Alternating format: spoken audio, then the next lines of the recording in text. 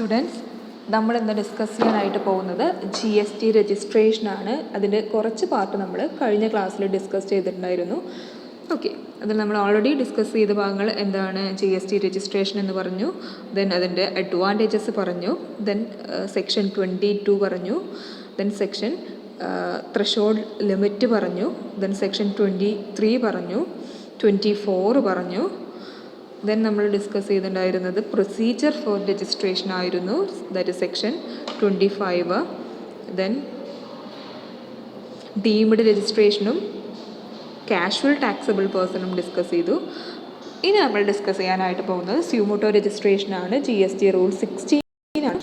സ്യൂമോട്ടോ registration എന്ന് പറഞ്ഞാൽ ഏതെങ്കിലും സർവേൻ്റെയോ അല്ലെങ്കിൽ യോ എൻക്വയറിയുടെയോ ഭാഗമായിട്ട് ഏതെങ്കിലും ഓഫീസേഴ്സ് കണ്ടുപിടിക്കുകയാണ്, ഏതെങ്കിലും ഒരു സപ്ലയർ രജിസ്ട്രേഷൻ നടത്തുന്നതിൽ ഡീഫോൾട്ട് വരുത്തിയത് ഇത്തരം ഓഫീസേഴ്സ് കണ്ടുപിടിക്കുകയാണെന്നുണ്ടെങ്കിൽ ഓഫീസേഴ്സിന് എന്ത് ചെയ്യാം, ഒരു ഓർഡർ ഇഷ്യൂ ചെയ്യാം, രജിസ്ട്രേഷൻ നടത്തുന്നതിനുള്ള ഒരു ഓർഡർ ഇഷ്യൂ ചെയ്യാം. അത്തരം രജിസ്ട്രേഷൻ്റെ ഫോർമാറ്റ് എന്ന് പറയുന്നത് GST രജിസ്ട്രേഷൻ 12 ആയിരിക്കും. ഓക്കെ, ദെൻ ഈ ഒരു ഓർഡർ ഇഷ്യൂ ചെയ്ത് കഴിഞ്ഞാൽ രജിസ്ട്രേഷൻ്റെ ഇഫക്റ്റീവ് ഡേറ്റ് എന്ന് പറയുന്നത് ഈ ഓർഡർ ഇഷ്യൂ ചെയ്തതിന് ശേഷമുള്ള പീരീഡാണ്. ഓക്കെ, ഇനി ടെമ്പററി രജിസ്ട്രേഷനുള്ള ഓർഡർ ഗ്രാൻറ്റ് ചെയ്തിട്ടുള്ള 90 ഡേയ്സിനുള്ളിൽ ഈ ഒരു പേഴ്സൺ എന്ത് ചെയ്യണം, അതിനുള്ള അപ്ലിക്കേഷൻ സബ്മിറ്റ് ചെയ്യണം. ഓക്കെ, അത്രയാണ് നമ്മൾ സ്യൂമോട്ടോ രജിസ്ട്രേഷനിൽ പറയുന്നത്. സെക്ഷൻ GST റൂള് 16 ആണ് സ്യൂമോട്ടോ രജിസ്ട്രേഷൻ എന്ന് പറയുന്നത്. ഓക്കെ, സോ എന്താണെന്ന് പറയാം. In connection with any survey, inspection or enquiry under the act, the proper officer find that a person liable to be registered under the act has failed to do so. Such officer may issue registration to said person on a temporary basis and issue an order in form GST registration 12. The registration under this section shall be effective from the date of such a granting registration. The person to whom a temporary registration has been granted shall submit an application for registration within a period of 90 days from the date of grant of temporary registration. Okay, ഇനി നമ്മൾ പറയുന്നത് enrolment of existing taxpayers on GST system പോർട്ടലാണ്. So അതിന് GSTINൻ്റെ ഒരു format പറയുന്നുണ്ട്. GSTIN എന്ന് പറഞ്ഞാൽ എന്താണ്, GST ഐഡൻറ്റിഫിക്കേഷൻ നമ്പറാണ്. അതായത് GST പോർട്ടലിൽ രജിസ്റ്റർ ചെയ്തിട്ടുള്ള എല്ലാ പേഴ്സൺസിനും എന്ത് കിട്ടും, ഒരു GST ഐഡൻറ്റിഫിക്കേഷൻ നമ്പർ കിട്ടും. അതിൻ്റെ ഒരു ഫോർമാറ്റാണ് പറയുന്നത്. നോക്കാം. ആദ്യത്തെ 2 ഡിജിറ്റ് എന്ന് പറയുന്നത് സ്റ്റേറ്റ് കോഡാണ്. പിന്നത്തെ ഒരു 10 ഡിജിറ്റ് എന്ന് പറയുന്നത് പെർമനൻറ്റ് അക്കൗണ്ട് നമ്പറാണ്. ദെൻ എൻറ്റിറ്റി നമ്പറാണ്. Then alphabet, set and last വരുന്നത് എന്താണ്, ചെക്ക് സം ഡിജിറ്റാണ്. ഓക്കെ, ഇത്രയാണ് ഒരു GSTINൻ്റെ ഫോർമാറ്റ് എന്ന് പറയുന്നത്. Okay, then information and documents needed. Registration വേണ്ടിയിട്ടുള്ള ഡോക്യുമെൻറ്റ്സ് ആണ് provisional ID, then password received from state or central authority, valid email address, valid mobile number, bank account number, bank IFSC, proof of constitution of business, photograph of promoters, partners, karta of HUF, proof of appointment of authorized signatory, photograph of authorized signatory, then opening page of bank passbook. Okay, then user ID password ഉപയോഗിച്ചുകൊണ്ട് എന്ത് ചെയ്യും, login ചെയ്യും. Okay,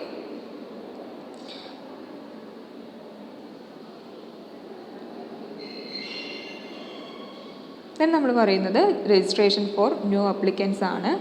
അതിനൊരു step by സ്റ്റെപ്പായിട്ട് നമ്മൾ പറയുന്നുണ്ട്. First എന്ത് ചെയ്യുന്നു, login to the GST common portal, then fill up the form GST registration 1 part A. Okay, ആദ്യം പാർട്ട് A ഇത് ലോഗിൻ ചെയ്യുന്ന സമയത്ത് നമ്മൾ ഫില്ല് ചെയ്യേണ്ട ഫോം എന്ന് പറയുന്നത് GST രജിസ്ട്രേഷൻ 1 എന്നുള്ള ഫോമാണ്. ഓക്കെ, ഇനി നമ്മൾ ആദ്യം ഫില്ല് ചെയ്യേണ്ടത് ഏതാണ്, പാർട്ട് A. ആ പാർട്ട് എയിൽ എന്തൊക്കെയാണ് കൊടുക്കേണ്ടത്, PAN, mobile, email ID. Okay, the portal verifies the details by OTP. ഈ ഡീറ്റെയിൽസ് വെരിഫൈ ചെയ്ത ശേഷം എന്ത് ചെയ്യും, പോർട്ടൽ ഒരു OTP നിങ്ങളുടെ രജിസ്റ്റേർഡ് മൊബൈൽ നമ്പറിലേക്കും അതുപോലെ ഇമെയിലിലേക്കും സെൻഡ് ചെയ്യും. നെക്സ്റ്റ് എന്താണ്, go to the application reference number on mobile or email. അത് തന്നിട്ടുള്ള ആപ്ലിക്കേഷൻ റെഫറൻസ് നമ്പറിലൂടെ എന്ത് ചെയ്യാം, വീണ്ടും പോർട്ടലിലേക്ക് ലോഗിൻ ചെയ്യുക. Then fill part B of the form using the reference number. Then part B fill ചെയ്യുക. Upload the required documents. അവിടെയാണ് നമ്മൾ നേരത്തെ പറഞ്ഞിട്ടുള്ള ഡോക്യുമെൻറ്റ്സ് ഒക്കെ അപ്ലോഡ് ചെയ്യേണ്ടി വരും. Okay. Then GST officer will verify the application within 3 working days. Okay. എത്ര ദിവസത്തിനുള്ളിലാണ്? 3 ദിവസത്തിനുള്ളിലാണ് അതിൻ്റെ വെരിഫിക്കേഷൻ നടക്കുക. Then officer approves the GST application. Certificate of registration under form GST registration 6. Okay. Verify ചെയ്ത് കഴിഞ്ഞിട്ട് അപ്രൂവൽ ആയിക്കഴിഞ്ഞാൽ സർട്ടിഫിക്കറ്റ് ഓഫ് രജിസ്ട്രേഷൻ, അതിൻ്റെ form number എത്രയാണ്? Form GST registration 6. Okay. Then officer ask for more documents in GST registration 3. അതായത് ഈ വെരിഫിക്കേഷൻ്റെ ഭാഗമായിട്ട് officers എന്ത് ചെയ്യും? GST 3 എന്നുള്ള ഫോർമാറ്റിൽ എന്ത് ചെയ്യും? ഓഫീസേഴ്സ് കൂടുതൽ ഡോക്യുമെൻറ്റ്സ് ചോദിക്കും. Okay. Then produce the document within 7 working days in GST registration number 4. ഈ ഓഫീസർ ഇങ്ങനെ കൂടുതൽ ഡോക്യുമെൻറ്റ്സ് ചോദിക്കുകയാണെന്നുണ്ടെങ്കിൽ രജിസ്ട്രേഷൻ നമ്പർ 4 എന്ത് ചെയ്യണം? ഈ ഡോക്യുമെൻറ്റ്സ് 7 വർക്കിംഗ് ഡേയ്സിനുള്ളിൽ സബ്മിറ്റ് ചെയ്യണം. അത്രയും ചെയ്ത് കഴിഞ്ഞാൽ ഓഫീസർ എന്ത് ചെയ്യും? Officer certificate of registration issue ചെയ്യും. ഏതിൽ? Registration GST registration 6.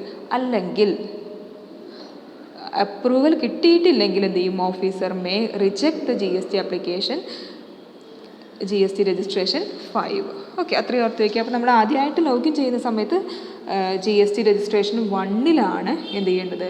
ഫില്ലപ്പ് ചെയ്യേണ്ടത്. ദെൻ GST രജിസ്ട്രേഷൻ പിന്നെ നമ്മൾ പറഞ്ഞത് GST രജിസ്ട്രേഷൻ 3 കൂടുതൽ ഡോക്യുമെൻറ്റ്സ് അപ്ലോഡ് ചെയ്യേണ്ടത്. GST രജിസ്ട്രേഷൻ 3 ഓഫീസർ എന്ത് ചെയ്യുക? അപ്ലോഡ് ചെയ്യാൻ വേണ്ടിയിട്ട് ആവശ്യപ്പെടുന്നത്. GST രജിസ്ട്രേഷൻ 4 അത് അപ്ലോഡ് ചെയ്യേണ്ടത്. എത്ര ദിവസത്തിനുള്ളിലാണ്? 7 വർക്കിംഗ് ഡേയ്സിനുള്ളിൽ. 5 ഓഫീസർ എന്ത് ചെയ്യുക? റിജക്റ്റ് ചെയ്യുന്നത്. Then 6 certificate of registration grand ചെയ്യുന്നത്. ഇനി നമ്മൾ വിശദമായിട്ട് ഈ ഒരു ഫോം പഠിക്കുന്നുണ്ട്. അപ്പോൾ ഇതൊക്കെ ആദ്യം തന്നെ പഠിച്ചു പോയി കഴിഞ്ഞാൽ ബാക്കി ഈസി ആയിരിക്കും. ഒരു 30ഓളം ഫോമുകളെ പറ്റിയിട്ട് വിശദമായിട്ട് പറയുന്നുണ്ട്. സോ ഇതൊക്കെ ആദ്യം തന്നെ പഠിച്ചു വെച്ച് കഴിഞ്ഞാൽ അതൊന്നും കൂടി ഈസി ആവും. ഓക്കെ. ദെൻ അതാണ് നെക്സ്റ്റ് പറയാൻ പോകുന്നത്, GST forms relating to registration. So നമ്മൾ ആദ്യം തന്നെ പറഞ്ഞു എന്താണ്? GST രജിസ്ട്രേഷൻ 1 എന്തിനാണ്? Application for registration. 2 acknowledgement. 3 notice for seeking additional information. 4 application for filing clarification registration. Then 5 എന്തിനുള്ളതാണ്? Order of rejection of application. 6 registration certificate. 7 application for registration as TDS or TCS, tax deducted at source, tax collected at source. 8 order of cancellation of application for registration as TDS or TCS. 9 application for registration for non-resident taxable person. 10 application for registration of person supplying online information and database access or retrieval services. 11 application for the extension in the period of registration by casual taxable person and non-resident taxable person. 12 sumoto registration. 13 application for allotment of unique ID. Then registration. 14 application for amendment in particulars subsequent to registration. 15 order of amendment. 16 application for cancellation of registration. 17 show cause notice in the case of cancellation of registration. 18 reply to show cause notice issued for cancellation of registration. 19 order for cancellation of registration. 20 order for dropping the proceedings for cancellation of registration. 21 application for revocation of cancellation of registration. 22 order for revocation of cancellation of registration. 23 show cause notice for rejection of application for revocation of cancellation of registration. 24 reply to the notice for rejection of application for revocation of cancellation of registration. 25 certificate of provisional registration. 26 application for enrollment of existing taxpayer. 27 show cause notice for cancellation of provisional registration. 28 order for cancellation of provisional registration. 29. Application for cancellation of registration of migrated taxpayers. 30. Form for field visit report. So അത്രയാണ് 30ഓളം ഫോമുകളാണ് ഉള്ളത്. അതൊന്ന് മനസ്സിലാക്കി വയ്ക്കുക. ഇത് നമ്മളിതിൽ പറഞ്ഞു amendment of registration എന്ന് പറഞ്ഞു അല്ലേ. സോ സെക്ഷൻ 28 ആണ് അമെൻമെൻറ്റ് ഓഫ് രജിസ്ട്രേഷനെ പറ്റി പറയുന്നത്. എന്താണ് അമെൻമെൻറ്റ് ഓഫ് രജിസ്ട്രേഷൻ എന്ന് പറഞ്ഞാൽ, രജിസ്ട്രേഷനിൽ നമ്മൾ വൺസ് രജിസ്റ്റർ ചെയ്ത ശേഷം അതിൽ എന്തെങ്കിലും അമെൻമെൻറ്റ്സ് വരുത്താൻ പറ്റുമോ എന്നുള്ളതാണ്. അപ്പോൾ അതിന് ചില റൂൾസ് നമ്മൾ ഫോളോ ചെയ്യണം. ഓക്കെ, അതാണ് നമ്മളിനി നോക്കാൻ പോകുന്നത്. Any change in information pertaining to registered person submitted at the time of registration need to be informed to the GST officer in the manner prescribed. Okay, അതിൻ്റെ മാനേഴ്സാണ് പറയുന്നത്. എങ്ങനെയൊക്കെയാണ് അത്തരത്തിൽ ചേഞ്ചസ് വന്നു കഴിഞ്ഞാൽ, ചേഞ്ചസ് ഉണ്ടെങ്കിൽ അത് എന്ത് ചെയ്യേണ്ടത്, അമെൻഡ് ചെയ്യേണ്ടത്. Okay, proper officer may approve reject amendment by following the due procedure. For certain amendment to be prescribed approval of proper officer not required. So അവിടെ നോക്കേണ്ടതാണ്, എല്ലാ അമെൻമെൻറ്റിലും എന്താവശ്യമില്ല, ഓഫീസേഴ്സിൻ്റെ അപ്രൂവൽ ആവശ്യമില്ല. പക്ഷേ ചില അമെൻമെൻറ്റുകൾക്ക് അത് ആവശ്യമുണ്ട് താനും. Okay, no rejection of amendment can be made without giving an opportunity of hearing. Okay, amendment reject ചെയ്യാനുള്ള പവർ ആർക്കുണ്ട്, ഓഫീസേഴ്സിനുണ്ട്. ഈ ചേഞ്ചസ് വരുത്തി കഴിഞ്ഞാൽ അത് റിജക്റ്റ് ചെയ്യാനുണ്ട്. പക്ഷേ അത്തരത്തിൽ റിജക്റ്റ് ചെയ്യുന്ന സമയത്ത് അത് ആ കൺസേൺഡ് പേഴ്സണുമായിട്ട് അത് പറഞ്ഞതിന് ശേഷം മാത്രമേ റിജക്റ്റ് ചെയ്യാൻ ആർക്ക് പറ്റുള്ളൂ, ഓഫീസേഴ്സിന് പറ്റുള്ളൂ. സോ അങ്ങനെ ഓപ്പർച്യൂണിറ്റി ഓഫ് ഹിയറിങ്ങിനുള്ള പവർ ആർക്കുണ്ട്, പേഴ്സൺസിനുണ്ട്. Okay, any approval or rejection of amendment under SGST or UTGST shall be deemed to be approval or rejection under CGST.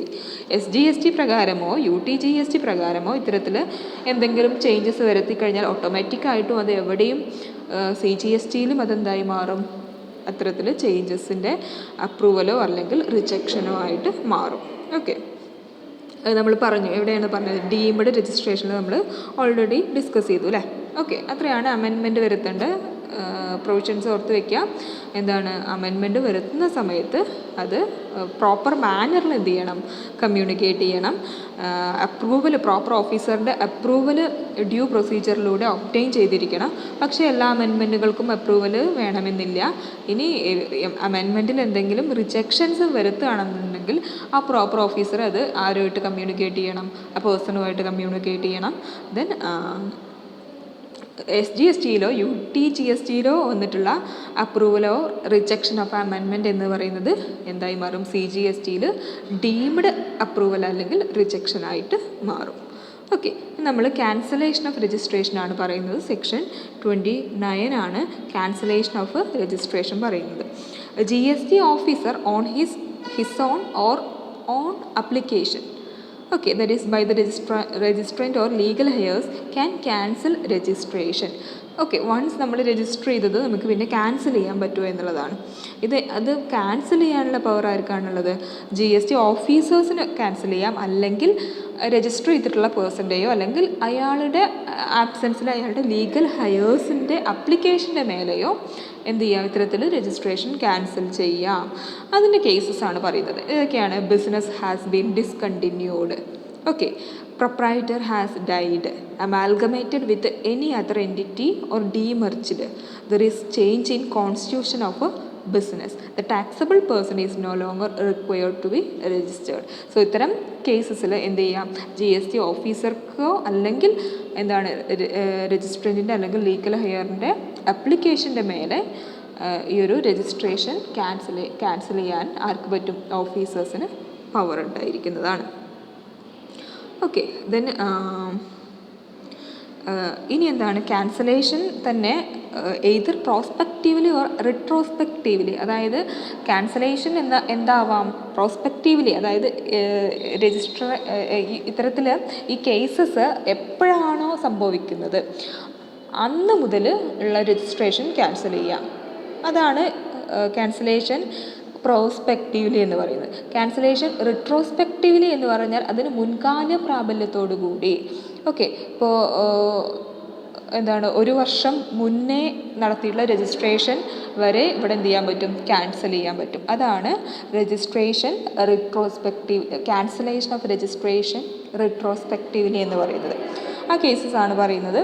Okay, GST officer can cancel registration either prospectively or retrospectively if the registered person has contravened any provisions. Okay, എന്താണ് registered person ഏതെങ്കിലും provisions rules violate ചെയ്തിട്ടുണ്ടെങ്കിൽ then return have not been filed for 3 consecutive tax period in respect of a taxable person under composition scheme. Composition scheme പ്രകാരം എന്ത് ചെയ്തിട്ടില്ല, 3 consecutive tax പീരീഡിലേക്കുള്ള return file ചെയ്തിട്ടില്ലെങ്കിൽ. So ഇവിടെ നമ്മൾ registration നടത്തുന്നതിന് മുന്നായിട്ട് എന്ത് ചെയ്യണം, അപ്പോൾ റിട്ടേൺ ഫയൽ ചെയ്യണം. Okay, then return have not been filed for a continuous period of 6 months. Okay, then person who has taken voluntary registration has not commenced business for 6 months. Okay, then registration obtained by means of fraud, willful statement or suppression of fact. Okay, then cancellation only after an opportunity of being heard. So ഇത്തരം കേസിൽ ഒക്കെ എന്ത് ചെയ്യാൻ പറ്റും, റിട്രോസ്പെക്റ്റീവായിട്ടോ അല്ലെങ്കിൽ പ്രോസ്പെക്റ്റീവായിട്ടോ registration cancel ചെയ്യാനായിട്ട് ആർക്ക് പറ്റും, GST ഓഫീസർക്ക് പറ്റും. ഓക്കെ, ഇത്തരം കേസിൽ മാത്രമാണ് GST ഓഫീസർക്ക് അതിനുള്ള പവർ ഉണ്ടായിരിക്കുക. ഓക്കെ ഓക്കെ ഇനി നമ്മൾ പറയാനായിട്ടുള്ളത് ക്യാൻസലേഷൻ ഓഫ് രജിസ്ട്രേഷൻ, സെക്ഷൻ 29 ആണ്. ഓക്കെ, ഇതിൻ്റെ കണ്ടിന്യൂവേഷനാണ്. Cancellation of registration not to be effect liability to pay tax and other dues or to discharge prescribed obligation for such a period. Registration cancel ചെയ്തു എന്ന് വെച്ചിട്ട് അതെന്തല്ല,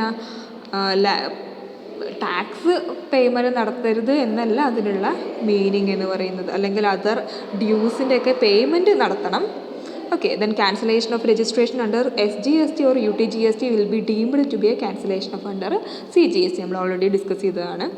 After cancellation of registration, payment of an amount is to be made either by debit to electronic credit ledger or electronic cash ledger of ITC on input in stock in semi-finished, finished goods, capital goods, plant and machinery, or the output tax payable on such goods whichever is higher. Okay, ഈ ഒരു registration cancel ചെയ്ത് കഴിഞ്ഞാൽ പിന്നെ എങ്ങനെയാണ് അത്തരം എമൗണ്ടുകൾ, taxable ആയിട്ടുള്ള എമൗണ്ടുകൾ payment നടത്തുക, സ്വാഭാവികമായിട്ടുണ്ടാകുന്നൊരു സംശയമാണ്. ഓക്കെ, അങ്ങനെ നമ്മൾ എങ്ങനെയാണ് അപ്പോൾ ഇലക്ട്രോണിക് ക്രെഡിറ്റ് കാർഡിലൂടെയോ അല്ലെങ്കിൽ ഇലക്ട്രോണിക് ക്യാഷ് ലെഡ്ജർ വഴിയോ നമ്മൾ എന്ത് ചെയ്യേണ്ടി വരും, പേയ്മെൻറ്റ് നടത്തേണ്ടി വരും. ഓക്കെ, അല്ലെങ്കിൽ എന്താണ്, the output tax payable on such goods, ആ ഗുഡ്സിൻ്റെ മേലെ എത്രയാണോ tax payable, the higher amount ആണ് എന്തായിട്ട് കൊടുക്കേണ്ടത്, എമൗണ്ട് ടു ബി പെയ്ഡ് എന്ന് പറയുന്നത്. ഓക്കെ, അതായത് ഇലക്ട്രോണിക് ക്രെഡിറ്റ് ലെഡ്ജറിലോ അല്ലെങ്കിൽ ഇലക്ട്രോണിക് ക്യാഷ് ലെഡ്ജറിലെയോ ഡെബിറ്റ് എമൗണ്ട്, ഓക്കെ, അല്ലെങ്കിൽ ഔട്ട്പുട്ട് ടാക്സ് പേയബിൾ ഏതാണോ ഹയർ എമൗണ്ട്, ആ ഹയർ എമൗണ്ടാണ് ടാക്സ് ആയിട്ട് പേയ്മെൻറ്റ് നടത്തേണ്ടത്. Then in respect of capital goods of plant and machinery the amount would be reduced by prescribed percentage points or the transaction value whichever is higher. Okay, capital ഗുഡ്സിൻ്റെ case, capital goods എന്ന് പറഞ്ഞാൽ plant and machinery പോലുള്ള capital ഗുഡ്സിൻ്റെ കേസിൽ ആ amount എന്ത് ചെയ്യും, കുറയും. ഈ ടാക്സ് കൊടുക്കേണ്ട എമൗണ്ട് എന്ന് പറയുന്നത് ഈ പറഞ്ഞിട്ടുള്ള 2 ലിമിറ്റില്ലേ അതിനേക്കാൾ കുറയും by the prescribed percentage points or the transaction value whichever is higher. Okay, then revocation of cancellation of registration. നമ്മൾ വൺസ് ക്യാൻസൽ ചെയ്തു, രജിസ്ട്രേഷൻ ക്യാൻസൽ ചെയ്തു, പക്ഷേ അത് പിന്നീട് റിവോക്കേറ്റ് ചെയ്യാൻ പറ്റും. ആ ക്യാൻസൽ ചെയ്തിട്ടുള്ളത് നമുക്ക് വീണ്ടും എന്ത് ചെയ്യാൻ പറ്റും, ക്യാൻസലേഷൻ നടത്താൻ പറ്റും. അതായത് ഒരു തവണ നമ്മൾ രജിസ്ട്രേഷൻ ക്യാൻസൽ ചെയ്തു, ആ ക്യാൻസലേഷൻ ഒഴിവാക്കിയിട്ട് വീണ്ടും നമുക്ക് രജിസ്ട്രേഷൻ എന്ത് ചെയ്യാൻ പറ്റും, കണ്ടിന്യൂ ചെയ്യാനായിട്ട് പറ്റും. ഓക്കെ, അതാണ് നമ്മളിനി പറയുന്നത്. In case registration is cancelled suo motu taxable person can file for revocation within 30 days of cancellation order. So അത്തരത്തിൽ ക്യാൻസലേഷൻ ഓർഡർ വന്നു കഴിഞ്ഞിട്ട് 30 daysനുള്ളിൽ എന്ത് ചെയ്യാൻ പറ്റും, റിവോക്കേഷനുള്ള അപ്ലിക്കേഷൻ ഫയൽ ചെയ്യാം. എങ്ങനെയാണെന്നുണ്ടെങ്കിൽ സ്യൂമോട്ടോൻ്റെ കേസിൽ മാത്രമാണ്, സ്യൂമോട്ടോ ക്യാൻസലേഷൻ്റെ കേസ് മാത്രമാണ് അവിടെ പറയുന്നത്. Then GST officer can in the manor and time frame prescribed either revoke the cancellation or reject the application by way of an order. Okay, GST ഓഫീസർക്കാണ് എന്തുള്ളത്, അതിൻ്റെ മാനറും ടൈം ഫ്രെയിമും പ്രിസ്ക്രൈബ് ചെയ്യാനുള്ള റൈറ്റ് ഉള്ളത്. സോ ഈ GST ഓഫീസേഴ്സ് എന്ത് ചെയ്യും, either revoke the cancellation or reject the application by way of an order. അതിനുള്ള റൈറ്റ് ആർക്കാണുള്ളത്, GST ഓഫീസർക്കാണുള്ളത്. In any case the registered person has to be given an opportunity of being heard. Okay, revocation of cancellation under SGST or UTGST will be deemed as a revocation of cancellation under CGST. Okay, നമ്മൾ penalty for non registration, register ചെയ്തിട്ടില്ലെങ്കിലുള്ള penalty എന്ന് പറയുന്നത് എത്രയാണ്, penalty 10,000 ആണ്. If he is liable to take registration but fail to do registration, he furnishes any false information with regard to particulars specified as mandatory at the time of applying for registration. Okay, അത്രയാണ് നമ്മൾ ഇന്നത്തെ വീഡിയോയിൽ discuss ചെയ്യുന്നത്. Okay, thank you.